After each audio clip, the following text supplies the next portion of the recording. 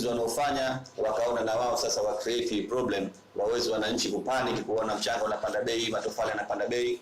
Lakini kwenye serikali hakuna bei iliyopandishwa, na kama kuna mtu yote nchi atajitokeza aseme bei imepandishwa, basi tutaruhusu hata vyombo vya habari mkachukue hadi na ushahidi kwamba tumepandisha bei. Hata shilingi 1000 hakuna iliyopandishwa. Sasa tuombe wanaofanya kazi wote wa magari ya mchanga, kokoto na kifusi wakawatumikia wananchi kwa bei zilizokuwa za kistaarabu, bei ndogo, kwa sababu wananchi wanawatumikia, uwezo wao wa Zanzibar ni mdogo. Hakuna mwananchi tajiri. Wananchi wote wengi asilimia yao ni maisha ya kawaida, maisha ya katikati, na matajiri sana hawako wengi. Sasa tusiende kutaka kuwakomoa wananchi wakati serikali haijapandisha bei na haina dhamira kupandisha bei kwa ajili ya kuwahudumia wananchi. Lakini twende kwenye upande wa mashimo. Zanzibar tuna kifusi cha kutosha. Tuna kifusi cha kutosha. Mashimo ya kifusi tunayo zaidi ya mashimo 8 Zanzibar. Mashimo ya kokoto, ambayo kokoto hiyo inatokana na hayo mashimo ya kifusi, kwa sababu kwenye mashimo ya kifusi linatoka jasi jepesi ambalo linafanywa kifusi, lakini linatoka jiwe zito ambalo ndio linafanywa kokoto, na kokoto zipo za kutosha Zanzibar, na nikuhakikisheni kwamba tutaenda miaka bila kupata tatizo lolote tofauti na ninavyotekeleza kwenye mchanga. Sasa kwa upande wa mchanga tunashuhudia mara kwa mara kwamba tunapata matatizo ya mchanga, tunafunga mashimo. Zanzibar ni kisiwa. Mkienda katika maeneo ya mashimo huko, maeneo ya kaskazini, Donge, Bumbwini, maeneo karibu ya Ngokotoni, ni wengine wanaweza hata kama msiamini mashimo yaliyochimbuliwa. Na imefika mahala kuna maeneo yana maji kabisa ya bahari yashaanza kuja juu. Sasa ukiangalia duniani, nchi nyingi za duniani zenye mfano wa kisiwa kama chetu, mchanga wananunua kutoka nchi nyingine. Mfano Singapore, mchanga unanunuliwa kutoka nchi nyingine kabisa, unakuwa imported. Hawachimbi wenyewe. Na tukiendelea kuvuliana hivi kirafiki wenyeji, kisiwa hichi tutaenda kukizamisha. Sasa mazingira yaliyokuwepo kwenye upande wa mchanga na hata upande wa kifusi sio mazuri sana, lakini kwa sababu kifusi maeneo mengi ni maeneo ambayo ni marefu na ni maeneo ya ardhi ngumu, tofauti na kule karibu na bahari na kwenye mchanga. Lakini pia sehemu ya mchanga yenyewe ipo sehemu maalum, na sehemu za mchanga ni sehemu pia za kilimo. Hatuwezi sisi kwenda kudestroy sehemu za kilimo kila mahala tukachukulia masuala mchanga. Itafika wakati Zanzibar tutakuja kufa njaa hapa. Lazima kwenye mipango yetu tuweke maeneo maalum ya kilimo, tuweke maeneo maalum ya mchanga. Sasa kwa upande wa mchanga kuna changamoto. Mchanga Zanzibar hauko wa kutosha. Lakini serikali chini ya uongozi bora wa Rais wa Zanzibar na Mwenyekiti wa Baraza la Mapinduzi Dr. Hussein Ali Hassan Mwinyi, hivi karibuni tumeingia mkataba na kampuni kutoka Dar es Salaam ambayo wao tumewapa kazi ya kuingiza mchanga kutoka Dar es Salaam pamoja na kokoto nyeusi, kokoto maalum kwa ajili ya miradi mikubwa, waweze kutuletea mchanga kwa njia ya meli. Lakini mchanga huu hawatauziwa watu wa hali ya chini. Mchanga huu utahusu wafanyabiashara wakubwa, utahusu miradi ya serikali na miradi mikubwa ambayo inafanyika kupitia ZIPA. Mfano mahoteli makubwa, viwanda vikubwa, airporti, madaraja, maskuli hayo ya serikali na vitu vinginevyo.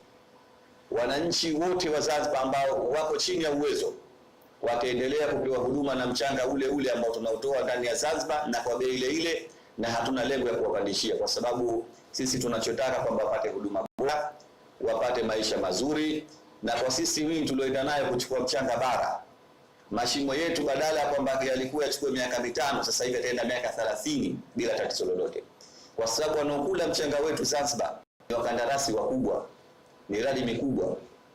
Wananchi wa kawaida wanaojenga nyumba yao, mtu akipata gari kubwa ile lori moja la tani 60 lishamtosha mpaka nyumba inamaliza. Lakini kampuni moja inajenga hoteli ananunua gari zaidi ya 400. Sasa serikali tumeamua kupitia Wizara ya Maji, Nishati na Madini kwamba mchanga kwa wananchi waliokuwa chini wote mchanga wao utakuwepo, na mashimo tutaendelea kufungua kwa ajili yao, lakini taratibu zitafuata. Sasa tunaomba sana itapokuja kuona kwamba mchanga unaanza kuingia, bei of course itakuwa kubwa, kwa sababu bei ya kutoa bara na kupakia na vibali itakuwa kubwa, lakini haitokuhusuni wananchi wa chini. Nitaomba watu wasije wakaja kukuruga maneno wakaja kuanza kutia fitna kutaka kuchunganisha serikali na wananchi. Mchanga utotoka Tanzania bara ni mchanga wa miradi mikubwa na sio wa wananchi wa chini. Nikienda kwenye field ya umeme, naendelea upande wa umeme. Kwa upande wa umeme, nafikiri nimeshuhudia maeneo mengi sasa hivi umeme unakuwa unakatwa kwa muda mdogo, kwa muda mrefu na muda wa kati. Lazima tuwaambie wananchi ukweli. Kukatika kwa umeme Zanzibar na kuzidiwa kwa umeme Zanzibar hakusababishwa tu na miundombinu ambayo mingine imechoka. Umeme umekuwa umezidiwa kwa sababu ya maendeleo makubwa yaliyofanyika ndani ya muda mdogo ya Rais wa Zanzibar na Mwenyekiti wa Baraza la Mapinduzi Dr. Hussein Ali Hassan Mwinyi. Nchi yetu hii, kila mtu anayekuja katika nchi hii alikuwa hajaja miaka mitatu anashangaa. Kilichosababisha sisi kuzidiwa ZECO ni miradi mikubwa ambayo imefanyika kwa muda mfupi wa haraka sana na ishafunguliwa, na ndio maana umeme sasa umekuwa umezidiwa. Na umezidiwa vipi? Sisi tuna submarine cable kutoka Dar es Salaam Tanzania bara kwa ndugu zetu Tanzania bara ambao ndio umeme wetu unapotokea huko.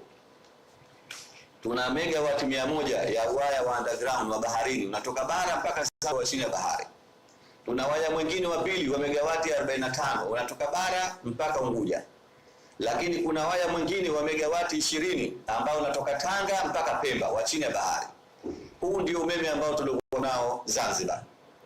Sasa kutokana kwanza na miaka ambayo ilikuwa ishazidi, miaka ishakuwa mengi, waya huu msitegemee kwamba kila siku utakuwa na nguvu ile ile ya 100, ya 45 na 20.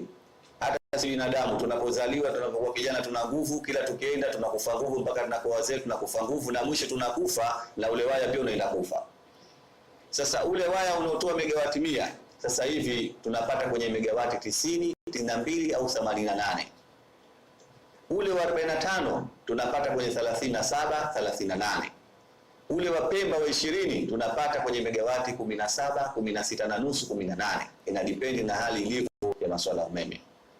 Sasa tukichukulia rafli umeme tuliokuwa tunao sasa hivi wa uhakika Zanzibar ni megawati 135.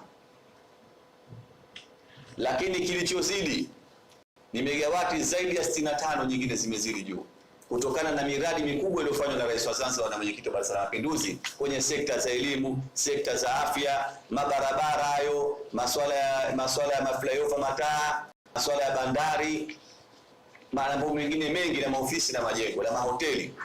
Leo airport ya Pemba pekee yake ikimaliza wanahitaji umeme megawati 6, ambao umeme wa megawati 6 sawa sawa na mji mzima wa Zanzibar, wani kwa hapana kusudia mkoa wa mjini. Mkoa wa mjini mzima unatumia megawati 12.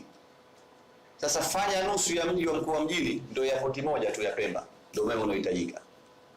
Sasa miradi hii inaendelea kwa spidi kubwa, na tunatarajia 2028 hapa Zanzibar miradi yote itakuwa ishamaliza mikubwa, na umeme utahitajika zaidi ya megawati 100 ambao tunahitajika sisi sasa tukautafute tuweze kuwapa wananchi, kuwapa wafanyabiashara waweze kuwa salama. Katika changamoto hizo nini tumekifanya? Kwa hali ya dharura, masuala ya umeme ni makubwa sana. Tusiachukulie umeme ni kitu chepesi. Umeme ni kazi ngumu sana, ni kazi ya hatari. Zanzibar nzima barabara hizi za kupita kwa miguu kwa gari hazizidi kilomita 1600 urefu wake. Na mimi najua kwa sababu nishakuwa naibu waziri kwenye wizara hii. Lakini nataka nikwambieni miundombinu ya barabara ya umeme Unguja na Pemba kilomita 13,700 urefu wake. Sasa jiulizeni au kipimeni, ikiwa barabara wakati mwingine tunajenga kwa miaka 2, 1.5. Kwani tulivyokuwa tunajenga barabara wakati ule wizara ya ujenzi, watu walikuwa wakipiga kelele vumbi, tuna foleni zimezidi, lakini sasa hivi imemaliza, kila mmoja anacheka, shida zote kasahau. Na nikuhakikishieni kwenye mambo ya umeme, kwenye Allah akijalia 2028 hapa Zanzibar, akitujaliwa na uzima, mtasahau kabisa kwamba Zanzibar kulikuwa kuna historia ya kuzimika umeme. Kwa nini?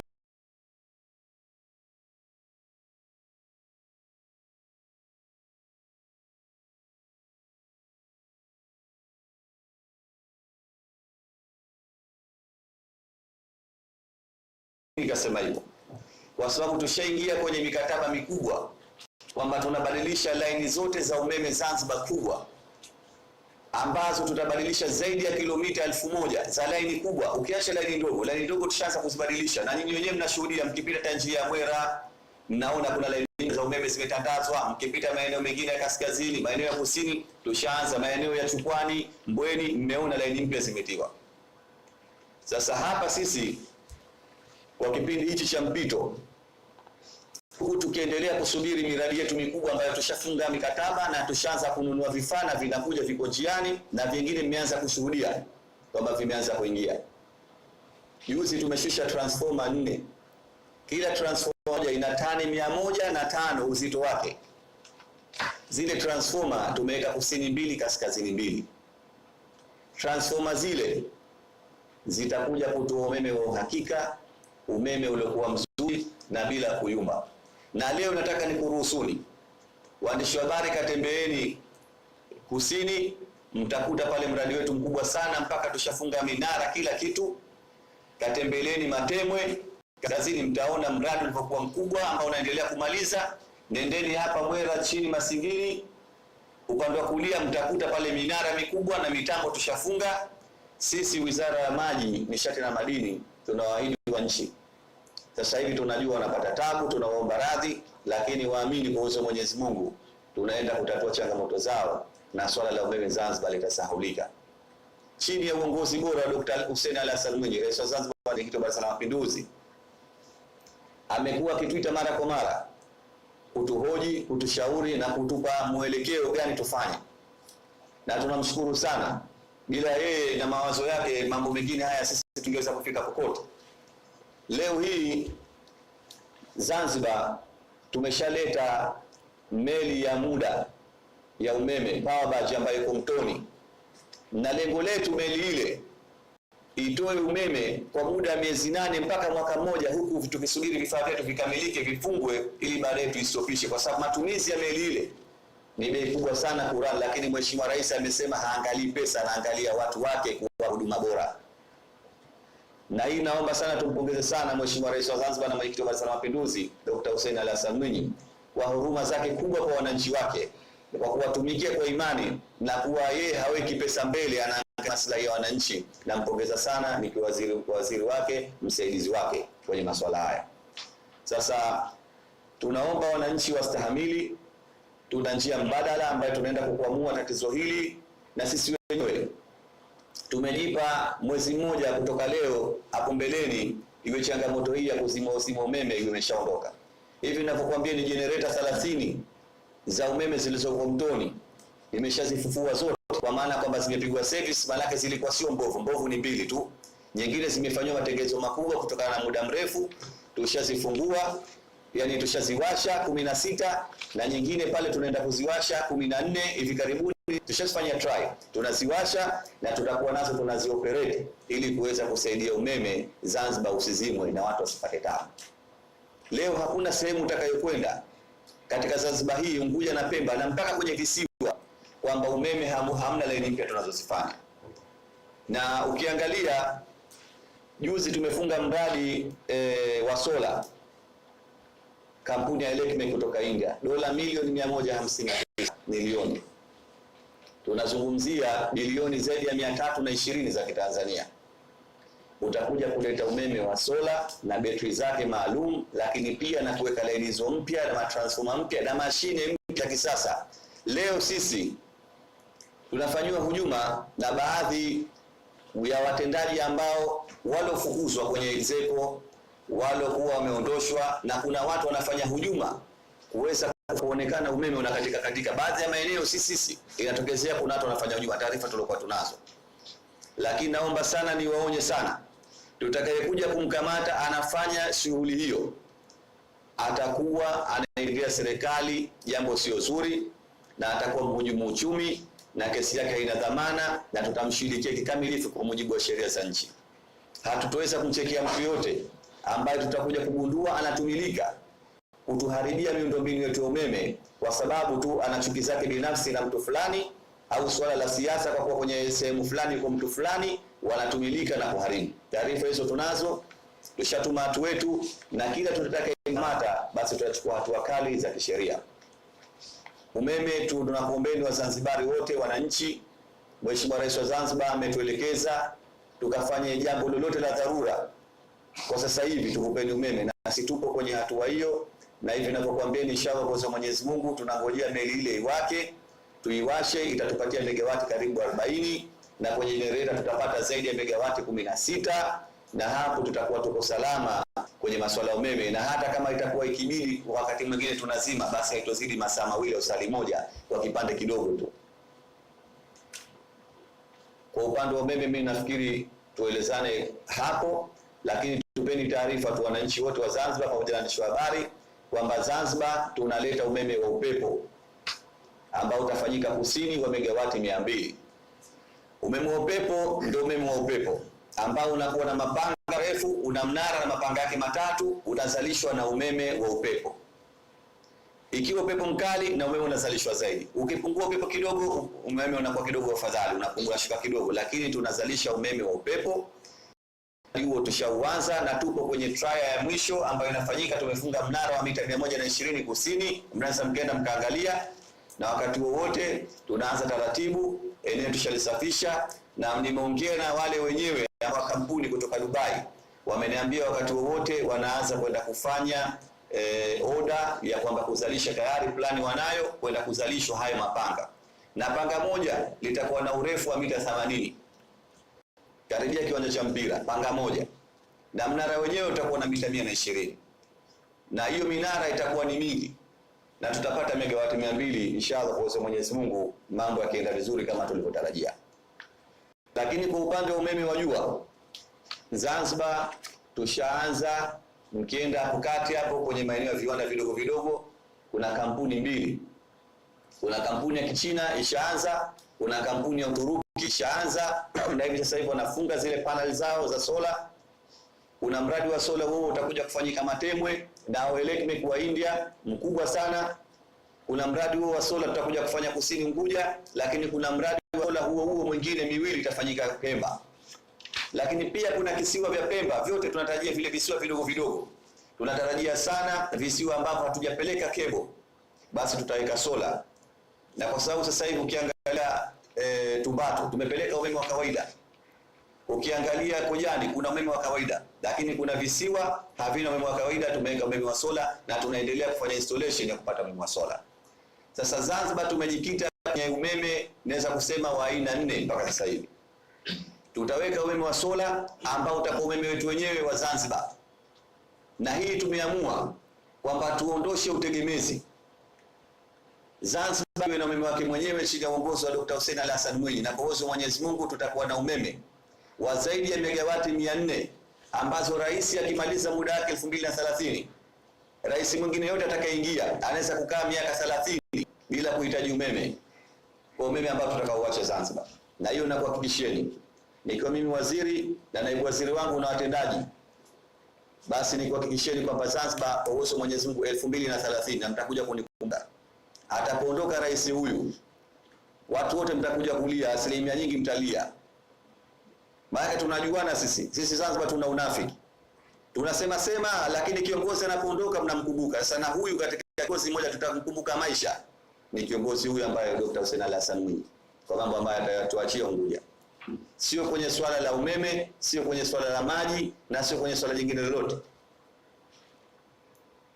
Sasa nikuhakikishieni waandishi wa habari na Wazanzibari kwamba tumeingia kwenye umeme wa jua, tumeingia kwenye umeme wa upepo, tumeingia kwenye umeme wa taka, na tunaingia kwenye umeme wa gesi.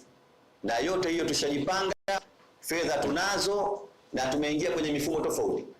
Kuna maeneo tumeingia kwenye fedha zetu binafsi, kuna maeneo tumeingia kwenye ubia.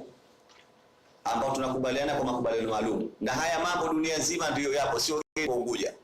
Sasa tunaomba wananchi watustahimilie, tunaenda kuikwamua tatizo la umeme, na inshallah watapata umeme mzuri, vitu vitakuwa haviharibiki, umeme utakuwa hauzimiki, na kama utazimika basi ni kwa sababu maalum za kubadilisha vitu, au kumetokeza sehemu shoti au kumebadilishwa kitu ndio utakuwa lazima umeme. Naomba niende kwa upande wa maji. Upande wa maji Zanzibar tumefanya kazi kubwa. Hivi sasa hivi upande wa kaskazini tuna kampuni tumeipa ya Oman inaitwa NEC. Kaskazini karibu yote inshallah kwa uwezo wa Mwenyezi Mungu mwezi wa 4 karibia yote, sisemi yote lakini nazungumza asilimia kubwa, zaidi ya asilimia 80 kwa upande wa kaskazini watakuwa na maji salama, safi na mazuri na yenye kiwango, na visima vyake vyote tulivyovitengeneza kule vya maji vinatumia umeme wa sola wa juu. Zamani na mna changamoto ambayo tunakutana nayo kwenye maji hapa Zanzibar sasa hivi mnayoiona. Visima vingi vina umeme wa kawaida. Umeme unapozimwa, ukiwasha zile mashine hazijiwashi. Mpaka watu wetu waende kwenye lile eneo waende wakawashe kwa mkono. Tuna system kidogo za kizamani hapo nyuma, lakini sasa hivi tumeweka system automatic na system ya umeme wa sola. Hata kama umeme utajizima, sola inaendeleza kuwapa watu maji. Sasa kwa upande wa maji tumejipanga, tutawapa kampuni zaidi ya 5 na ambazo nyingine zishaanza kazi. Kwa mfano Pemba, upande wa kaskazini, upande wa kusini Pemba, tumewapa kampuni upstairs, wamefanya kazi nzuri na washawatilia watu mifereji mpaka ndani ya nyumba. Mimi mwenyewe nimeenda nimekagua zaidi ya nyumba 4750 zimeungwa maji ndani ya nyumba. Lakini NEC kaskazini, nyumba zitazofaidika ni zaidi ya nyumba 10,000. Maana hizo mita tu za maji ziko 10,000 na ndio phase 1. Na ukiangalia kila mahala sasa hivi wananchi watapata maji safi na salama. Tuna minara ya maji tumejenga ya kisasa. Tuna minara ambayo tumejenga ya concrete ya zege ambayo imeenda juu, kuna minara ambayo tumejenga ya chini kwa design ya aluminium ambayo mtaenda kutembea, na siku moja nafikiri wizara yangu nitakuwa linking, nitamwagiza wahusiano wa habari yupo hapa, atakupeni taarifa na nitakuwezesheni mimi mwenyewe, yani tunaita posho, nitakuwezesheni mje kwenye maeneo yetu mkachukue kwa TV alafu mkarushe kwa wananchi waweze kuona. Kwa sababu sasa hivi naongea hapa, inawezekana watu wanaweza wakasema anatumia usanii au sio kweli, lakini sisi nataka nikwambieni, sisi kwenye awamu hii hatutanii. Sisi tumekuja kutumikia wananchi, tumekuja kufanya kazi, na rais wetu ametuagiza tukafanye kazi usiku mchana, hata time yoyote, lakini wananchi tuwatumikie. Na ndio maana kipindi cha nyuma mimi nikatoa namba zangu binafsi na za watendaji wangu, na nimekuwa mimi napokea simu nyingi kuliko watendaji wako. Sasa kila mmoja anataka kudili na head wa wizara, na mimi nimekuwa ngizipata na siwezi kuongea na wote, kwa sababu kwa siku napigwa simu zaidi ya 500, message zaidi ya 300. Nachokifanya mimi zile message zinazotumiwa na simu na arushia watendaji wangu, japokuwa watendaji wangu wengine simu wamekuwa hapokei, lakini na wao naomba niwaonye, kama hawataki kupokea simu bora wakatafute sehemu wa nyumbani wakalale, lakini kazini wasije. Na nitaendelea kuwapigia simu mwenyewe. Nikiona simu zaidi ya siku 3 4 hanawapigia hawapokei kwa namba tofauti, nitawachukulia hatua za kisheria na ikiwezekana tutawafukuza kazi, kwa sababu haiwezekani leo rais wa Zanzibar anapigiwa simu na watu wa nje anapokea, anatumiwa message anajibu. Makamu wa pili Zanzibar anapigiwa simu na wananchi wa kawaida, iwe mkulima, mvuvi, mfanyabiashara chinga anapokea na anajibu message. Leo mtendaji wa chini unafanya dharau wananchi, sio kwenye wizara ya maji, nishati na madini. Mimi siendi kulea mtu yoyote, na nitaenda kuwashirikia wote wenye tabia hii mpaka tuhakikishe wananchi tunawatumikia. Sasa kwenye swala la maji, tuna matenki ya kutosha ambayo yana maji ya kutosha, lakini changamoto kwenye maji baadhi ya maeneo ni miundombinu ambayo iliyojengwa haijakuwa connected vizuri kuingia kwenye maeneo maalum. Sasa hivi naibu waziri wangu, kwa sababu field hii na yeye nataka aongee kidogo, sisi tupendelea nimekuja naye hapa alafu niwache tu anisikilize, na kwa sababu na yeye ni msaidizi wangu nafanya kazi nzuri. Mimi ningekuwa sina naibu waziri huyu ningepata tabu sana kwenye wizara hii, nikwambie ni kweli, kwa sababu huyu naibu waziri anafanya kazi saa nyingine mpaka saa 7 saa 8, mimi nimelala nyumbani, yeye yuko kwenye site. Sasa naomba kwenye field ya maji, kwa heshima zote, nimwachie naibu wangu waziri na yeye aweze kutuelezea kwenye maji tuko vipi. Mheshimiwa naibu waziri, naomba nikukaribisha. Asante sana.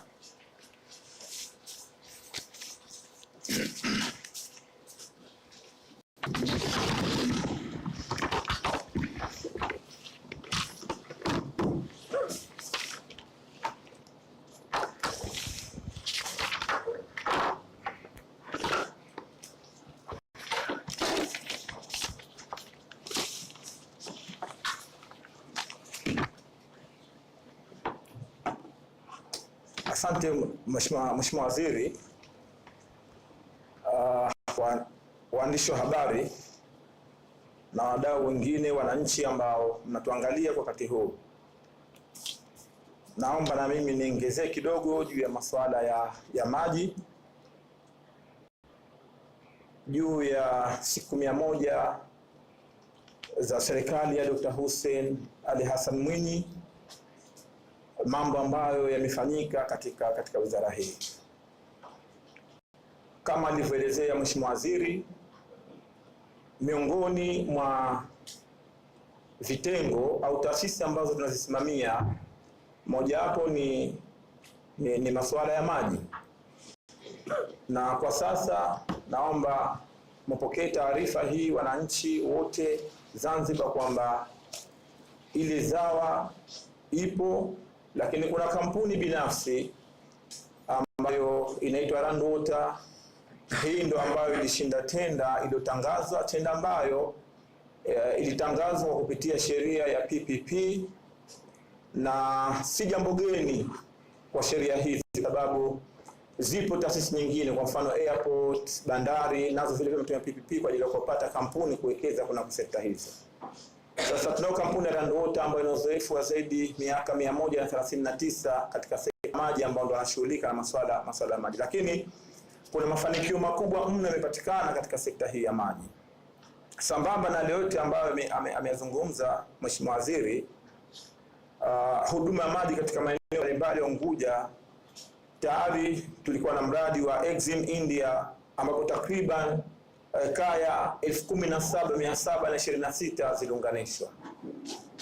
Lakini sambamba na hilo, serikali ya Dr. Hussein Ali Hassan Mwinyi katika kipindi hichi cha siku 100 tumeweza, kwa sababu kama tunavyoona maendeleo yanakuja parallel. Kuna miradi ya barabara, kuna miradi ya mahospitali, kuna miradi mingi katika nchi yetu. Sasa miradi hii kwa vile tunakwenda parallel imetupelekea kuwa na changamoto ya breakdowns ya miundombinu yetu ya maji. Kwa muda wa miezi mitatu takriban mikato ya maji, maeneo ambayo yameharibika kwa kupisha miundombinu hiyo, zaidi ya maeneo 105 tumeweza kuyaunga na kuwarejeshea huduma za maji. Lakini tunaendelea vile vile na maeneo mengine ambayo tayari tumesha identify, lakini maeneo mengine kutokana na teknolojia ambayo ilikuwa imetumika na vifaa vinavyohitajika, basi tayari tumeshaviagizia vifaa hivyo ili nazo tuone kwamba tunazikamilisha, kuhakikisha nia na madhumuni kuhakikisha kwamba wananchi wote Zanzibar wanapata maji safi na salama kwa wakati. Katika kulihakikisha hilo, Mheshimiwa Rais wa Zanzibar katika siku zake 100 tayari ameshaelekeza bilioni 14 zielekee katika kwenda kutatua kero hizo tu. Katika fedha hizo tayari kuna fedha zimeshapokelewa, na hivi ninavyokuambia tayari zinafanya kazi.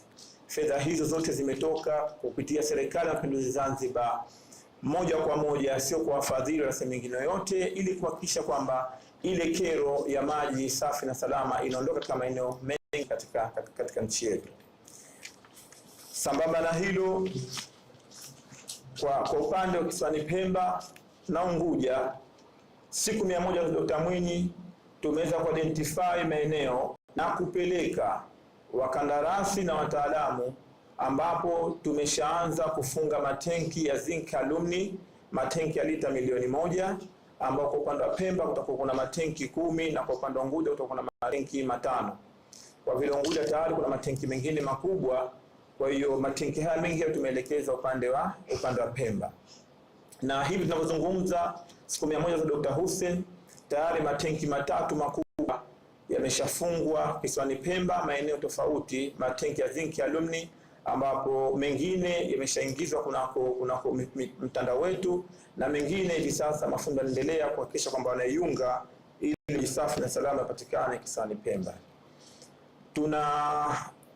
Tunaendelea na utaratibu wa kuhakikisha kwamba mkoa mjini pamoja na mikoa mingine ya karibu inaondokana changamoto maji safi na salama. Tayari tumeshaelekeza na vifaa viko site na hivi sasa vinafanywa kazi. Ndani ya siku 100 za Dr. Hussein, tenki la Exim la lita milioni 32 tayari linaungwa kwa ajili ya kuhakikisha kwamba linaleta maji katika mkoa wetu wa Mjini Magharibi. Sambamba na hiyo, siku 100 za Dr. Hussein Ali Mwinyi zimetupatia mfumo wa kisasa wa masuala ya maji unaitwa ZANWIS, mfumo ambao utakuwa unafanya mengi mambo ya teknolojia, ikiwemo ku identify leakage, wapi panavuja maji. Sasa itakuwa ni kwamba badala ya watu kuenda kutafuta sehemu gani pana shimo maji yanatoka, tayari tuna mfumo ambao utakuwa unatuonyesha sehemu gani pana leakage ya maji, sehemu gani pump hairani, sehemu gani kisima kimepungua maji, sehemu gani tenki ipo chini ya kiwango kinatakiwa tenki ibakishe kwa siku. Haya yote yatakuwa yanafanyika katika mfumo huu wa ZANWIS, mfumo ambao umekuja ndani ya siku 100 za Dr. Hussein Ali Hassan Mwinyi, na ni mfumo ambao tayari umeshafungwa kuna taasisi nyingi zinazohusiana na masuala ya maji, ikiwemo ZAWA, ikiwemo Maji House, hata sisi tunako ofisi yetu, mfumo huo tayari umeshafungwa.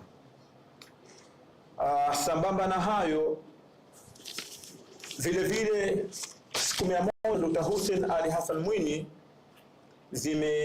zimehakikisha kwamba kwa upande wa Pemba, maeneo ambayo yalikuwa ni na Unguja pia, maeneo ambayo kwa muda mrefu sana yalikosa maji, sasa hivi maeneo hayo yanapata maji, ikiwemo jirani zetu hapa Michenzani ambapo Mombe Tanga, ambapo kwa taarifa tulizonazo authenticated kabisa zaidi ya miaka 20 walikuwa na changamoto ya maji 30, lakini kwa sasa tunapozungumza katika vizimba vyote vya Mombe Tanga maji tayari yameshafika. Tunaendelea na process ya kuyaunga maji yale kunako majumba. Hivyo tumefanya kwa Pemba na maeneo mengine yote ambayo yalikuwa korofi kwa muda mrefu. Haya yote yamefanyika ndani ya siku 100 za Dr. Hussein Ali Hassan Mwinyi, ambapo nguvu kubwa sana Mheshimiwa Rais ameelekeza huko. Lakini kama Mheshimiwa Waziri alivyosema, kwa upande wa kaskazini, mkoa wa Kaskazini Unguja, kuna tenki la lita milioni 5, tenki ambalo hivi sasa lina serve mkoa mzima kaskazini, lakini vile vile kuna matenki mengine madogo yatakuwepo maeneo ya Mwera na maeneo mengineyo katika mradi ule wa NEC Oman ambao unaendelea. Na katika siku 100 hizi vile vile tumeshuhudia tokeo jingine kubwa sana kwa kutokea katika historia yetu, ni kwa upande wa Kiwengwa. Katika maeneo ya Kiwengwa hawana historia ya kupata maji safi na salama. Hivi tunavyozungumza, Kiwengwa wanafungiwa mita ndani ya siku 100 za Dr. Hussein, wanafungiwa mita kupata maji safi na salama. Maji yapo, wanaendelea kufungiwa mita, inaweza kuchangia katika upatikanaji wa maji hayo. Kwa hiyo haya ni mambo ambayo miongoni mwa mambo machache ambayo Dr. Hussein Ali Hassan Mwinyi ndani ya siku 100 ameyafanya katika upande wa maji. Lakini sambamba na hilo, tayari tumeshafanya reform ndani ya siku 100 hizi.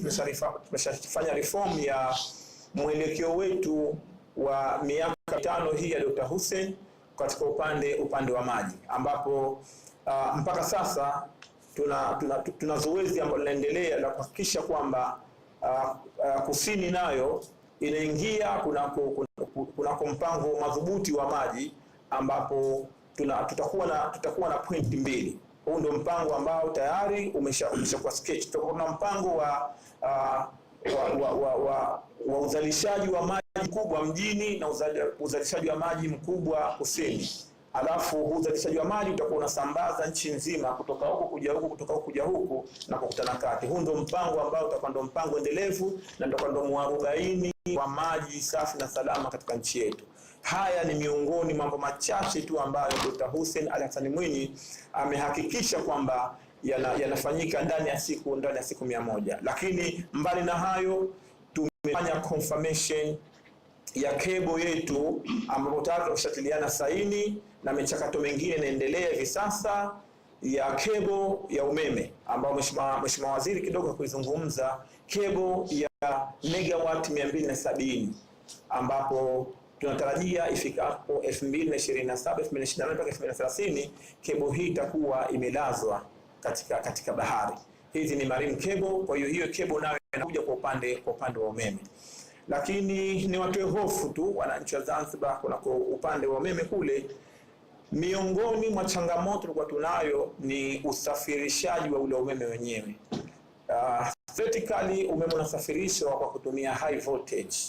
Sisi umeme kwa tunasafirisha kwa kutumia katika msongo wa 132. Transformer ambazo zimekuja zinakwenda kuondoa ile tatizo ambapo ulikuwa katika 33. Tunakwenda kusafirisha sasa katika msongo wa 132. Kwa hiyo tutakuwa tuna high voltage, tunasafirisha umeme katika high voltage ili kuondokana na destination kufika umeme mdogo. Na tukisafirisha kunako high voltage, zile transformers tumeziona zitapokea ule umeme kutoka kunako voltage kubwa kuconvert kunako voltage ndogo 33 ili zitakutumika katika majumba yetu. Kwa hiyo miongoni mwa changamoto tulizonazo za kwamba umeme mdogo, voltage hazitoshi, umeme haufiki wote, tunakwenda kuzitatua kwa muda mfupi kabisa, na hizi transformers zimepokelewa ndani ya siku 100. Dr. Hussein Ali Hassan Mwinyi, transformer kama tuzoelezea mheshimiwa hapa ni transformer kubwa ambazo hazijawahi kugusa katika maeneo yetu haya ya East Africa. Kwa hiyo niaseme hayo kwamba tupo katika hatua za mwishoni kuhakikisha kwamba taasisi zetu zote tatu tunakwenda nazo kwa mujibu wa mikakati. Lakini sambamba na hayo, Dr. Hussein Ali Hassan Mwinyi tumeshakaa vikao kadhaa na ndani ya siku 100 ambapo tumekubaliana, na miongoni mwa mambo ambayo ameyazungumza Mheshimiwa Waziri ni kuhakikisha kwamba tunadhibiti swala la mchanga. Swala la mchanga tumechukulia kuna nadharia mbili kuu. Nadharia ya mwanzo, hatutaki na tunamwomba Mwenyezi Mungu atuwezeshe kunako hilo, tusiupandishe mchanga huu bei kwa wananchi wetu wa ndani. Dr. Hussein ndani ya siku 100 ametoa maagizo hayo kwamba mchanga ndani ya Zanzibar uendelee kuwa bei ile na wananchi waweze kupata mchanga huu. Nini tufanye? Kwa sababu tuna scarcity kidogo ya mchanga kufuatia na miradi mikubwa ambayo Dr. Hussein atatekeleza katika kipindi chake hichi cha mwisho. Tumeingia katika mikataba ili kuona kwamba mchanga unakuja kutoka nje ya nchi. Hata hivyo tumeshafungua madirisha yetu kuwaomba wawekezaji wote duniani waje na alternative building materials. Tutakaa nao kuzungumza nao ili tuweze kuona sasa hatuitegemei tena nishati ya mchanga, badala yake kama wenzetu walivyo wanategemea mabaki ya malighafi ikiwemo mabaki ya vyakula, maboksi na mambo mengineyo. Na sisi sasa tushafungua mlango kuwaomba wawekezaji waje nchini kwa ajili ya kufanya hayo. Tumeshafanya press kadhaa kuzungumza hayo ndani ya siku 100 za Dr. Hussein Ali Hassan Mwinyi, na baadhi ya watu wameshajitokeza kuweza kuja, wa iron, wa aluminium na wengineo wameonyesha interest ya kuja kuwekeza unako tasnia hizi. Tunaomba wananchi tutakapofikia makubaliano basi wasije kaona tabu kushift kutoka kutumia mchanga na badala yake kutumia hizo alternative building materials. Hayo ni miongoni mwa machache ambayo ningependa kueleza juu ya mafanikio makubwa ambayo Dr. Hussein Ali Hassan Mwinyi amedhamiria kuyafanya na ameyafanya ndani ya siku 100 za uongozi wake. Asante sana. Asante sana.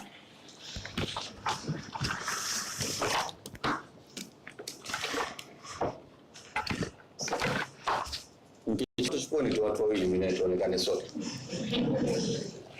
Asante sana ndugu waandishi wa habari kwa kumsikiliza Mheshimiwa Naibu Waziri. Nilikwambieni huyu mtaalamu na mmeona mambo yake. Mashaallah. Kama alivyoeleza, na haya ndiyo mambo ambayo tumeyazungumza kwa undani ndani ya siku 100, lakini pia niwape taarifa njema sana wana Stone Town wote ambapo na mimi huko pia nimeishi, nimeza huko mji mkongwe wote. Tunaenda kuwekea waya za umeme za underground, maji yatakuwa underground, na hakutokuwa na nyumba hata moja waya inoning'inia wala fereji au bomba za maji zilizokuwa zimefungwa kwenye ukuta na inshallah kwa uwezo wa Mwenyezi Mungu ndani ya siku 100 za rais wetu kipenzi Dr. Hussein Ali Hassan Mwinyi, rais wa Zanzibar na mwenyekiti wa Baraza la Mapinduzi, tumeshatia mkataba saini ndani ya siku 100 zaidi, na tunashirikiana na World Bank kwenye mradi huo, na mradi huo utakuwa kimataifa, na nyumba zote za mji mkongwe inshallah hapo mbeleni watasahau kabisa kama kulikuwa na mabomba ya maji na waya za umeme kwenye nyumba nje, badala yake zote zitakuwa chini ya ardhi. Baada ya kusema hayo, na kama alivyoeleza Mheshimiwa Naibu Waziri, tunaishukuru serikali ya Jamhuri ya Muungano wa Tanzania chini ya uongozi wa Dr. Samia Suluhu Hassan, akiapia mwenyekiti wa Chama cha Mapinduzi Taifa, na yeye kwa ushirikiano nao mkubwa pamoja na rais wetu kwa kushirikiana kulitumikia taifa, lakini pia kwenye swala hili la umeme wa FDB Bank, African Development Bank, ambayo wanatuletea umeme megawati 270 wa chini ya bahari mpya, ambapo tutakabidhiwa kwa mujibu wa mkataba 2030. Hivyo naomba nitoe shukrani hizi zangu za dhati kwa viongozi wote, lakini pia hususan rais wa Zanzibar kwa kutumikia wananchi kwa weledi, kwa huruma na kwa imani, lakini pia kile anachokiahidi anakitekeleza. Baada ya kusema hayo, nakushukuru sana. Asante. Asante sana, asanteni sana waheshimiwa, Mheshimiwa Waziri pamoja na Mheshimiwa Naibu Waziri kwa ushirikiano wenu na kufanya kazi na utendaji wenu wa kazi, na tunashuhudia na tumeona katika haya ambayo mlioyasema, tumeona katika habari tofauti, na tunakubaliana na nyinyi kwamba pongezeni na tukuombeni dua muendelee kufanya kazi vizuri sana. Kwa hiyo baada ya haya sasa tunaomba sasa tulete kwenu kwa ndugu waandishi wa habari, pamoja na maendeleo haya makubwa mliyosikia, mafuta ya kutosha, changa huko, yote haya sasa tunataka kusikia kutoka kwenu. Kuna kitu gani ambacho tunataka kufanya zaidi, au kuna maswali gani ambayo tunauliza? Na waheshimiwa wako tayari kuweza kujibu maswali yenu. Karibuni sana ndugu waandishi wa habari. Tuanze na Yahya, tutambulishe. Asante, mimi naitwa Yahya Sami Furaha Naga na Kilia Firebase pamoja na Furaha FM. Mimi nashukuru sana kwa Mheshimiwa Waziri, wewe mwenyewe, lakini vile vile hata na watendaji wako, kwa sababu inaonekana ni moja tangu waziri, lakini vile vile katibu mkuu Kilangi, naibu waziri mkuu Mwanajuma Maji ya Gamba, nafanya kazi nzuri, na yote mtueleza, na sisi wengine ni mashuhuda, kwa sababu kuna ziara zenu unakuwa toka huko. Swala langu ni kwa kama mawili tu katika ziara zilizofanywa, mimi mmoja ni kuhusu maabara ya maji. Je, kuna mpango gani maabara ya maji pale Santeri nzuri na nafanya kazi vizuri? Je, kuna mpango gani wa kuboresha ile maabara ya maji ya Zanzibar? Swala langu la kwanza hilo. Lakini swala la pili inakuja kwa tuliona wizara ya uendeni na kwa uwajibikaji mkubwa ilisaini juu ya kuona sehemu ya madini ndani ya ardhi ya Zanzibar.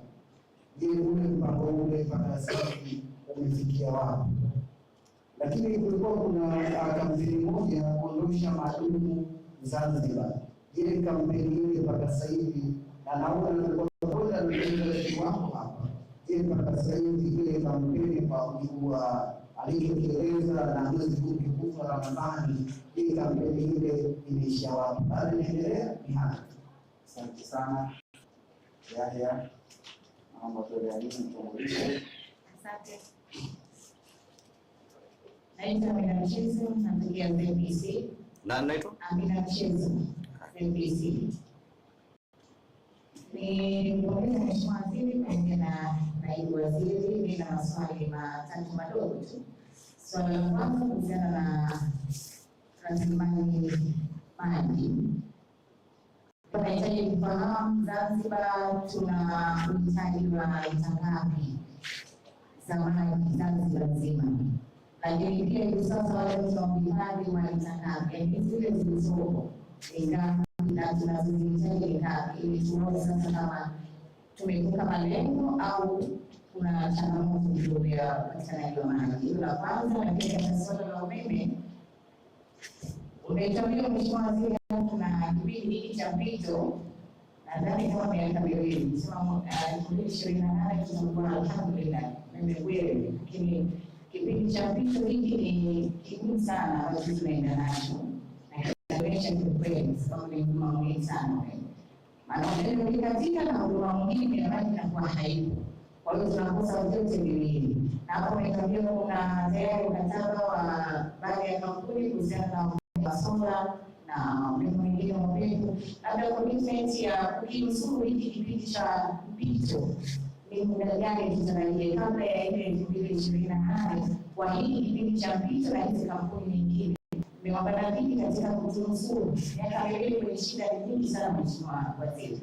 Lakini la mwisho kwenye swala la mchanga, rasilimali ya mchanga ni muhimu, lakini kuna baadhi ya mitaa yetu katika wengine sasa hivi mpaka mjini, tukimwambia kwenye gari ya ng'ombe au punda niletee mchanga sasa hivi, basi atakuletea muda huu, tajiuliza kutoa wapi? Lakini hata vijijini ukizuia mashimo, sio kule maeneo ya dogo, maeneo ya mjini, yakizuiwa mashimo kwa sababu ya kunusuru ile hali ya yale mashimo, labda mmomonyoko wa ardhi, lakini unakuta mchanga watu wanaopata hata usiku na vitendo. Sasa hivi Mheshimiwa Waziri pamoja na watendaji wako, tunajua hii kwa juu, lakini kuna watendaji wengine wako chini, labda wale ambao wanachukua mchanga, mtu mwingine chini ya nyumba za watu, mtu anachota mchanga anapeleka usiku, tunashuhudia tunaona hata mwingine tunamwambia mchanga anakuletea engelea moja, kwa sababu tuone mikakati ya kudhibiti hii hali, kwa sababu mwisho wa siku tunaweza kufanya tabia hawa watu ambao wanachota mchanga kiholela katika maeneo ambayo sio rasmi. Asante sana Mheshimiwa Waziri na Mheshimiwa Mpe mwenyewe kwa karibu kitambulishe. Mimi ni Thomas Msaki kutoka Zanzibar Cable Commission. Kwanza nimeungana na Abbas Msaki kutoka Zanzibar Cable. Naomba niungane na wenzangu katika kuwapongeza na binafsi niseme kwamba kama kuna wizara inaonyesha elimu kubwa kusaidia Mheshimiwa Rais wizara ya elimu kwa kujitoa kwa zaidi ya 100%.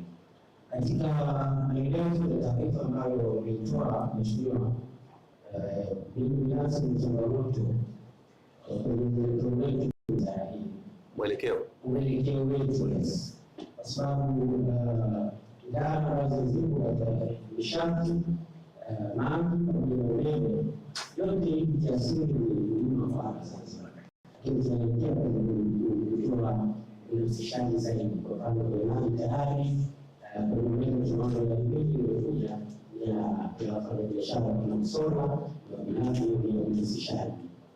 Sasa naona na kwenye mchanga kadhalika na maana yetu kuna kuipa kampuni kuingiza tena mchanga kwa sasa. Kwa hiyo kama naona tunakwenda kupeleka hizi ambazo kiasili ni muhimu, sasa tunazipeleka kwenye biashara, pengine inaweza kuongeza gharama kwa sababu wawekezaji hao wengi lengo kuu la kwanza kwao ni faida. Kwa hiyo wasiwasi wangu uko hapo, pengine ningetoa wasiwasi kwa hilo. Lakini kwenye upande wa umeme pia tatizo lingine, miradi mingi na miradi kwa hapa Tanzania tunazalisha kwa wingi sana makaa ya mawe ambao wawekezaji wakubwa kwa mfano Dangote kule Mtwara katika wenzake ambao zinachukua mingi yanatumia makaa ya mawe kule. Kwa hiyo sasa sisi tusisogelee uzalishaji wa makaa ya mawe ambao kwetu tutakuwa ni hakika zaidi, kwa sababu kuna mashirika ya serikali kwa maana ya muungano kama STAMICO naweza kuyatumia kwenye nishati ya mchanga. Mheshimiwa Waziri, sijajua kigezo gani kimetumika kupata hii kampuni ambayo inasafirisha mchanga, kwa sababu kwanza kwanza kwa kutuko utakuwa ni kali kwa sababu ya kutoka nje ya Zanzibar, wakati jirani zetu kwa mfano kama kule tani 30 mpaka 20 inaweza kupatikana, ambao sisi kwa sababu serikali inaweza kuingia gharama ya usafirishaji tu tunapeleka tu na kuna simu itaanza kazi. Pengine tunawezeshia kuingiza mchanga wa bei rahisi kutoka Tanga kama serikali na sio mwekezaji, inaweza kupata makala ya sababu hizi.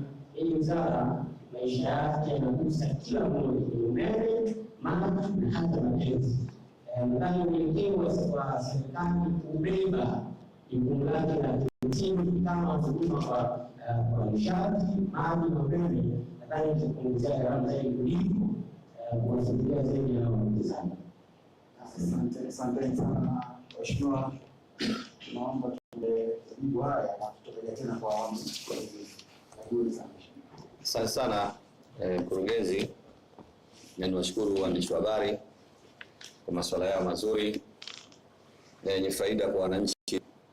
Nafikiri mwandishi wa mwanzo brother Yahya ambayo aliuliza swala la ziara ya maabara, swala la maabara ya maji, tunatoka kwenye msimamo gani? Tuhakikishie wananchi kwamba kwanza tuna wataalamu wa kutosha kupitia Randi, Water na Zawa ambao Zanzibari wanaoweza kusoma maji kama yana wadudu, kama yana uchafu au kama kuna kitu chochote, na wakatushauri na wakayatibu, na wako pale, na hasa ni wanamama ndio mainjinia wetu wa upande ule.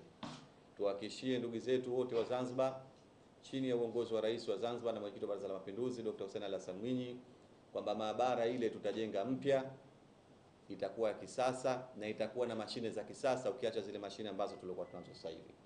Hilo moja. La pili, aliulizia suala la mradi wa madini na ofisi. Kwanza tuhakikishie kwamba tushapata baraka zote chini ya uongozi wa rais wetu. Hivi karibuni ametupa amri kwamba tukajenge jengo maalum la masuala ya madini, na jengo hili litakuwa linaratibu vitu viwili vikubwa. Kwanza, madini ambayo yako Zanzibar, tunatarajia kuendelea kufanya research ya kwamba Zanzibar, kwa sababu mimi nikiwa waziri nimeoteshwa pia kwamba Zanzibar tunaweza tukapata almasi, dhahabu, ushanifahamu, na sishangae kwa sababu Mwenyezi Mungu tunaweza tukapata kweli. Sasa na mimi kwenye fikra zangu nilizooteshwa, nimeenda kwa watendaji wangu kaambia kwenye research yetu sasa tukatafuteni na almasi Zanzibar, kwa sababu almasi kupatikana ni miujiza Mwenyezi Mungu tu. Sasa Zanzibar tunaamini kwamba minerals, madini yapo, lakini ya aina gani siwezi kusema sasa hivi mpaka research itapokuwa imekamilika na tukapata taarifa za kitaalamu kwa ujumla. Lakini pia ofisi hii itaweza kugundua, kuratibu madini yote yanayotoka nje ya Zanzibar kupitia transit Zanzibar, tukaweza tukayaangalia, tukalipisha bei iliyokuwa nzuri na tukaweza tukapata faida, lakini pia tukaona kila kinachoingia na kutoka kwa upande wa Zanzibar. Jengo hilo inshallah kwa uwezo wa Mwenyezi Mungu, bajeti hii tunayokwenda nayo tutakuja kuanza nalo jengo hilo, na litakuwa zuri la kisasa na lenye vifaa vya kisasa. Lakini alielezea suala la madumu, kampeni ya kuondosha madumu. Hakuna hata kiongozi mmoja, hasa huyu rais wetu ambaye tunaye sasa hivi kwenye uongozi wake, ambaye anataka kumuona mwananchi anapata shida ya kubeba ndoo ya maji.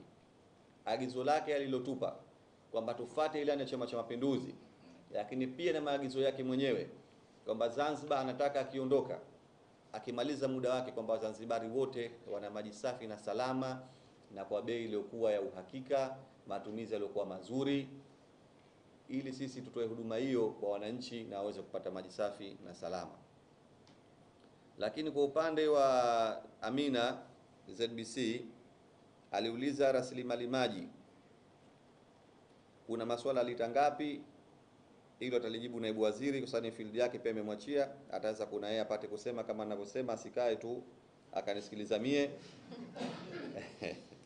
Lakini kuna swala la bili la umeme kipindi cha mpito, tunafanya dharura gani kwa ajili ya muda huu wa mpito? Tunafahamu sasa hivi tuna Ramadhani, tunaenda sikukuu, mnapika lakini joto kali, lakini tusiangalie tu pia kwenye wanaopika na joto kali na sikukuu, tuangalie pia wagonjwa, tuangalie skulini, kwenye maskuli, tuangalie kwenye mawizara, tuangalie kwenye jamii. Tunafahamu sasa hivi wananchi wanapata tabu tukizima umeme, wanapata maudhi, na baadhi yao inatokezea inawezekana vitu vinaungua. Lakini sisi tuhakikishie chini ya wizara yetu ya maji, nishati na madini, mimi kwanza nawaomba radhi sana wananchi wote wanaopata matatizo haya, lakini kama nilivyosema, matatizo haya hayasababishwi na sisi. Matatizo haya yanajitokeza kutokana na miundombinu na mambo mengine ya kibinadamu ambayo nilizungumza hapo mwanzo. Lakini tumejipanga vipi? Kama nilivyoahidi kwamba tushalieka meli la umeme liko pale Mtoni, mnaweza takwenda kuliangalia. Tunasubiri wale wenyewe wataalamu ambao wametoka Marekani ambao wanaliwasha lile meli watuambie wataliasha ndani ya muda gani, kwa sababu mimi nimewapa wiki 2 liwe lishawaka lianze kutoa umeme. Lakini kabla wiki 2 nikigundua na kama hilo meli nalo limekuja nalo ni halifanyi kazi, tutaliondosha haraka sana, tukatafuta meli nyingine, kwa sababu sitoweza mimi kumfurahisha mtu nikakera wananchi. Mheshimiwa Rais ametuagiza kama meli bovu liondoke haraka, hataki kuliona, tukatafute meli lilokuwa zima. Lakini kwa sasa hivi siwezi kusema kwa sababu mimi si mtaalamu, na wao wenyewe waliolileta wamesema meli lao zima. Sasa nikuhakikishieni, nimewapa wiki 2. Likiwa zima litakaa Zanzibar kuwapa umeme wa Zanzibari. Likiwa bovu litatafuta sehemu liende lilipotoka, tutaleta meli iliyokuwa nzuri. Lakini kwa upande wa generator nimesema kwamba tushayawasha na mkurugenzi mkuu wetu wa ZECO halali kwa masuala haya ambayo tumempa kazi. Anashughulika masuala ya umeme wa ZECO wa generator, anashughulika na meli pamoja na wataalamu wake kuhakikisha umeme huu unarudi haraka iwezekanavyo na kuondosha changamoto ya mpito ambayo kama nilivyosema itakuwa miezi 6 na miezi 8. Hiyo ndio target yetu, huku tukisubiri ile miradi yetu ianze kutoa umeme. Lakini kama mnavyojua hii wizara kama alivyosema mkurugenzi ina watendaji wazuri sana na wazoefu. Na ukiangalia katibu mkuu Kilangi, naibu katibu mkuu na kurugenzi, kuna wazoefu wa kutosha mle ndani. Sasa kwa maana hiyo sote tunafanya kazi za teamwork pamoja kuhakikisha kwamba problem hii ya umeme tunaiondosha. Akazungumzia swala la mchanga, gari za punda kitaka ng'ombe, mchanga unaopata hapo hapo hata usiku. Sisi tunajua, mimi vinapokuambieni na punda 8 nishawakamata wako kule KMKM Mtoni. Kazi yao punda, sifa yao kubwa, na ng'ombe wao ni kwenda kuiba mchanga magendo barabarani na kwenye nyumba za watu ambazo kuna mchanga. Sasa hawa kuwa control hawa kama sisimizi, kuwa control ni tabu sana. Lakini nani anatusaidia? Wananchi wenyewe wanapotupa taarifa kwamba kuna watu fulani wanafanya hivi, sisi ndio tunatoa watu wetu. Na naomba wananchi sana washirikiane na sisi. Wakinipa taarifa mimi nikienda kukamata, mtambeba punda gari lake na huyo mwenyewe wote nitawachukua. Na ndivyo nilivyofanya. Siwezi kumwachia mtu. Wanataka wakatafute sehemu, wafanye taratibu nyingine, wakatafute keri, wakatafute masuala mengine, au hiyo ya punda kama walikuwa wana imani na serikali, basi walikuwa wajua tuombe sisi. Bwana, sisi hatuna uwezo wa pikipiki wala gari wala Honda. Sisi uwezo wetu punda. Mimi ningetafuta namna ya kuweza kuwasaidia. Lakini kama watakwenda kwenye mfumo huu wa wizi, serikali haitaweza kukubali. Na kwa sababu wanaharibu mazingira, kuna maeneo kwenye njia za vichochoroni washaanza kuchimba mashimo, gari pia zipiti. Sasa hawa wote ukiwajumlisha na wale wenye kenta za buluu, kenta fupi zile, hawa nao ndio wanaongoza nao kwa wizi wa mchanga wa maeneo ya watu, kwenye maeneo za nyumba za watu na kwenye mashamba ya watu. Tuhakikisheni haya mambo yote tunayajua, tunaenda kuyasimamia, tutawakamata, tutawapiga faini, na naamini faini tutakazowapiga mara hii watakoma. Kwa sababu mimi sipigi faini $100,000 kabisa. Mimi nina faini mpaka milioni 50. Nategemea na gari na mtu alivyofanya wizi. Kwa sababu tushazoea, wanajaribu. Mtu anajua nikikamatwa faini $30,000, faini $50,000. Mimi kwenye wizara faini hiyo nishaiondosha kwenye uongozi wangu. Na siendi kumuonea mtu. Nitampiga mtu faini ambayo kweli ameiba na uthibitisho na nimejitosheleza kwamba kweli ameiba. Na kama mtu anaonewa ataachiliwa bila kulipa kitu chochote. Chini ya uongozi wetu sisi na Mheshimiwa Rais hivi ndio anapotuelekeza, tusidhulumu watu. Na si hatuendi kwenye dhuluma, lakini atakayedhulumu serikali na yeye atailipa pesa ili aweze kuacha mtindo. Kwa upande wa swala lako la maji utalijibu, usubiri tu. Swala la basi, uelekeo wetu kwenye wizara kwenye swala la maliasili ya michanga, umeme, kwamba tumeanza kutoa mfano kwenye maji tumebinafsisha kwa Randi. Labda unazungumza sasa hivi, umesikia nimetoa kauli ya kwamba mchanga tumempa kampuni na vitu vingine na ZECO. Kwanza sisi tunataka tukwambieni kwamba hakuna mfanyabiashara hata mmoja atakayechukua mali ya serikali akatupangia yeye. Hii ni serikali. Tutampangia sisi tunavyotaka. Na asipotaka ataondoka, atarudi kwao. Hatubembelezi mtu kwenye serikali hii. Anakuja hapa, tuna makubaliano maalum, apate riski yake ndogo, lakini wananchi wetu wasiumie. Na nimezungumza mwanzo kwenye swala la mchanga, haliwahusu wananchi wa chini. hili linaenda kuwahusu wafanyabiashara wakubwa na miradi mikubwa, na pesa wanazo, na hatuwapandishi bei kwa makusudi kwamba pesa wanazo, kwa sababu tunafuata vibali vyote vitavyokatwa. Upakizi wa meli, tani moja kwenye meli 55,000 ya mchanga. Utake usitake, mchanga utakuwa bei ghali, na sio kama umepandishwa na serikali. Nataka nikuhakikishieni, Mheshimiwa Rais karibu kodi zote za vibali za Zanzibar kazifuta kwa ajili ya mchanga unaotoka bara, ili kupunguza bei ya huo mchanga utakaokuja. Si kama tunaenda kukomoa wafanyabiashara, tumeenda kuweka nchi yetu salama, na tunaenda kuweka wananchi wetu wanyonge salama, wapate mchanga kwa wakati na kwa bei ndogo, na uwe wa kudumu wa muda mrefu. Leo ulifikiri sisi tunaweza kuja kuuzia wananchi milioni 2 traki moja, wakati hapa tunauzia kwa 6,500,000? Hatuwezi. Na niwahakikishie wananchi, kwa mfumo tulioenda kufanya wa salama huu, utawafanya wawe hawatetereki kwenye kupata mchanga hata kwa miaka 50 mbele, tukitumia vizuri hii plan tunakwenda nayo. Lakini pia hivi karibuni kuna wananchi zaidi ya 2400 wanaochimba mchanga kwa mabero. Walifungiwa kipindi cha nyuma, shimo lilikuwa halipo, nimwafungulia mimi.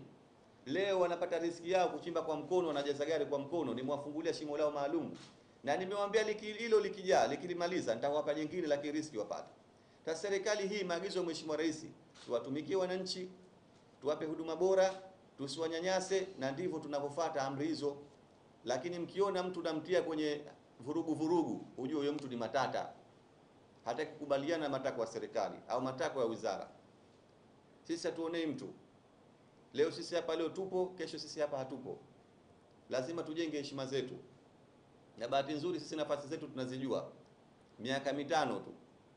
Aidha utahamishwa, aidha utatolewa, aidha utakufa. Lakini nafasi hii si ya kudumu. Sasa na sisi wajibu wetu tunapokuwa kwenye viviti, hatuwezi tukajisahau. Ikiwa rais mwenyewe na makamu wa pili hawajisahau, sisi tunaenda kujisahau kama nani? Maana sisi mawaziri ni watumishi na ni watumwa wa wananchi wa chini, si mabosi. Mimi sina system ya bosi. Na ndio maana hata kwenye ofisi yangu nimeondosha mpaka masuala ya appointment. Mtu yote anaweza akaja, kama nipo ataniona. Mimi sihitaji barua, wala sihitaji barua ya mwaliko, wala sihitaji barua ya kujulishwa kwamba kuna mgeni huyu anakuja. Tupo hapa kwa ajili ya kuwatumikia wananchi, na nikijua kwamba wizara niliyokabidhiwa ni wizara ya kuwatumikia wananchi kwenye masuala magumu, nitachohakikisha mimi kimoja tu, lile jukumu niliopewa na Mheshimiwa Rais ambaye ameniamini, ilani ya Chama cha Mapinduzi, nikiwa mimi mwenyewe mneko wa Chama cha Mapinduzi iliyonielekeza, hivyo ndio naenda kuvisimamia. Na kwa uwezo wa Mwenyezi Mungu tutafika. Hakuna jambo zuri linalomaliza kwa muda mdogo. Nyinyi nimekupeni mfano barabara, airport, haya majengo haya ili Lumumba.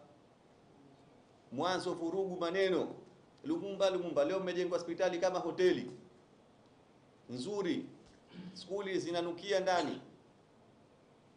Sasa na haya mambo ya umeme yanachukua muda kidogo, lakini akimaliza mtasahau matatizo.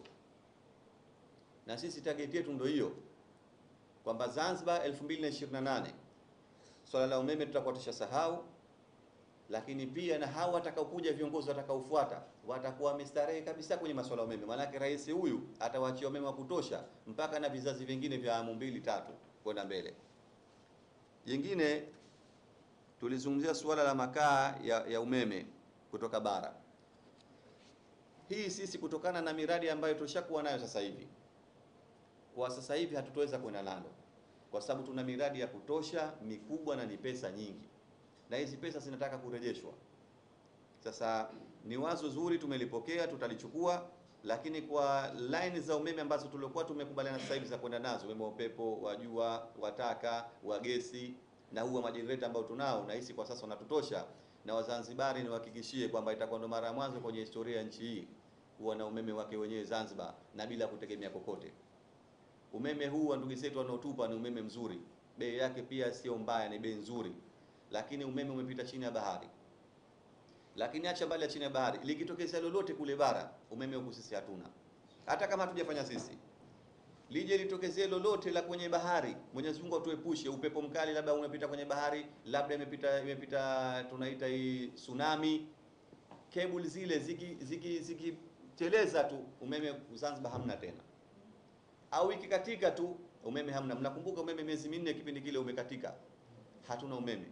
Sasa umeme ule tutakuwa nao, wa wenzetu ambao wametusaidia, tumesaidiana kwa mujibu wa Jamhuri ya Muungano, sababu sote tuna haki. Sisi hatufanyiwi favor kwenye ile. Zanzibar ina haki yake, Jamhuri ina haki yake. Umeme wetu ni wote umeme wetu. Lakini safari hii tutakuwa na umeme wa Wazanzibari wenyewe ndani ya Zanzibar. Tutakuwa na umeme wetu, na katika historia hiyo na fikisheni tutakuwa tunao. Alizungumzia swala la mchanga kuipa kampuni lakini pia vipi katika serikali kwa nini tusifanye wenyewe? Labda serikali sio kila kitu tunaweza tukafanya wenyewe, tuna mambo mengi, na kwa sababu watu wanaleta request tunafuata taratibu tu. Mtu tukisha kujiridhisha sisi, unajua saa nyingine wewe mwandishi wa habari unaweza ukanifuata mimi, una kampuni ya ujenzi, kampuni yako unataka kuja ina thamani ya milioni 500. Mimi Nadir na jengo la ghorofa 10 la thamani ya bilioni 20. Mimi wewe utapokuja kuniambia unataka kujengea jengo langu, mimi wewe sikupi hata kujenga foundation acha ghorofa 10. Kwa sababu uwezo wako unaonyesha dhahiri hautoshi na huna kiwango cha kujenga ghorofa 10 zangu. Sasa hao tunaowapa maombi yanaweza kuwa yako mengi. Sisi tunajiridhisha kwanza, huyu mtu tukimpa ana uwezo wa kukodi meli miaka 3, ana uwezo wa kutuonyesha sisi fedha ya kuleta huu mchanga, lakini pia na bei.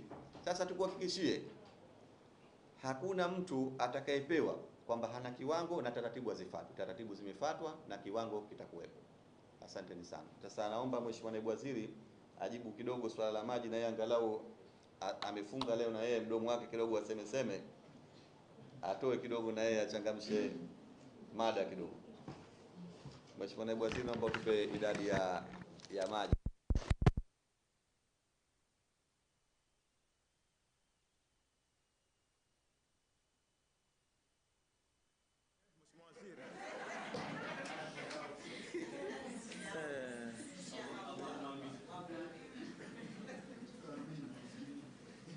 Asante Mheshimiwa Waziri. Samanini waandishi wa habari na wananchi ambao mnatuangalia wakati huu. Kuna swala hapa kidogo limeulizwa juu ya idadi ya lita za maji ambazo tunazo na mahitaji yetu. Kabla ya kutoa idadi, naomba kidogo nitoe ufafanuzi. Idadi ya mwisho ni rahisi mno kuipata, kwa sababu maji yanaendana na matumizi. Sasa shida itakuwa ni kwamba baadhi ya matumizi ambayo ni vigumu kuweza kuyaccount, kwa mfano kuoshea magari na utaratibu mwingineo, kumwagilia mashamba, hiyo itakuwa ni ngumu kuweza kujua mwenye shamba anamwagilia kiasi gani, magari na kuoshea magari mangapi, na matumizi ya aina kama hiyo. Lakini kwa idadi ya watu, maana yake ipo matrix ambayo inaonyesha kwa mtu anatakiwa atumie maji gani kwa siku, kiwango gani. Kwa hiyo ingekuwa rahisi, lakini swala limekuwa lina changamoto kutokana na demography change. Watu wanaongezeka kila leo. Kwa hiyo hata hiyo idadi ya mwisho nayo inakuwa ngumu, kwa sababu hata ukiipanga nayo watu wanaongezeka.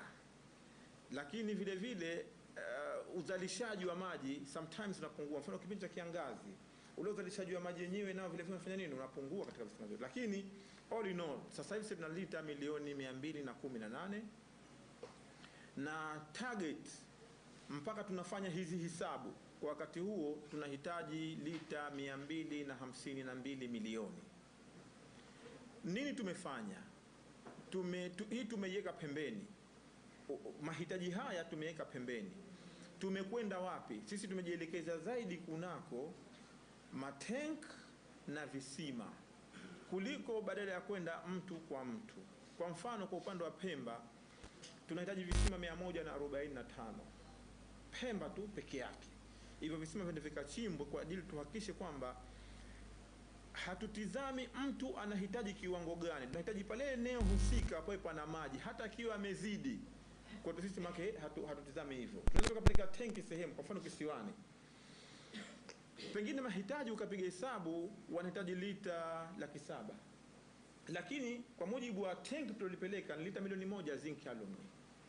Kwa tunachokitizama kwa sasa ni kwamba tunapeleka maji kila sehemu husika ambayo isipungue lita milioni 1, lakini hiyo ndio hisabu iliyokuwepo, lakini sisi tumecategorize kwa mujibu wa yale maeneo ambayo tunataka kupeleka ile huduma maji ifike. Kama hilo halitoshi, hata uzalishaji wa maji wenyewe unavyoona, kutosheleza kwa maji, kwa sababu sisi tunazalisha, tunapandisha, tunagawa, yakiisha tunazalisha, tunapandisha, tunagawa. Kwa utaratibu uko hivyo. Kwa unakuta ile hesabu yenyewe hasa, kwa sababu haifikii wakati kasema kishapata lita zake huyu ndo basi tena, na huyu kishapata zake kwake. Utumiaji wa maji uko hivyo, kwa uzalishaji unaendelea na utoaji unaendelea. Upo uwezekano hiyo lita milioni 218 tukatazalisha zaidi ya hiyo hivi sasa tunavyozungumza, lakini kwa sababu ya uhitaji na matumizi ya watu waliokuwa nayo.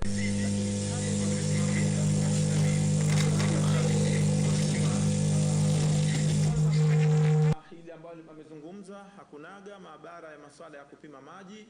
Mheshimiwa Waziri ameshalitolea maelezo ya kutosha. Tunakwenda kujenga maabara nyingine. Tunashukuru kwa ujio wa Rand Water, ametuletea maabara, vifaa vya maabara vya kisasa, ambapo kwa Pemba tunavyo vifaa na kwa hapa tunavyo. Lakini kutokana na uhitaji wa maji na utaratibu tuliojiwekea wa kugawa maji, hii maabara haitoshi. Hatuwezi kuwa na maabara moja nchi nzima. Kwa mfano Unguja tuna maabara moja na Pemba maabara moja.